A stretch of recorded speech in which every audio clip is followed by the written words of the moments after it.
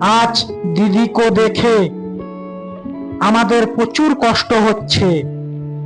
দিদি আমাদের জন্য কত কিছু করেছে, সবাই সমান চোখে দেখতো। আজ দিদির বাড়ির সামনে সবাই চোর চোর বলছে। যাকে বিশ্বাস করতো তারাই চুরি করেছে। ওই চোরদের জন্য মুখ্যমন্ত্রী পদ হারিয়েছেন। আশা করি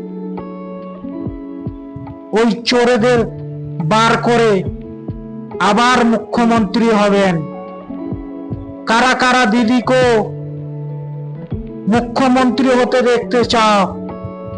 আমি শুভেন্দু অধিকারীকে সবাইকে একসঙ্গে নিয়ে চলবে, এটাই আশা করি। জয় বাংলা, জয় বাংলা।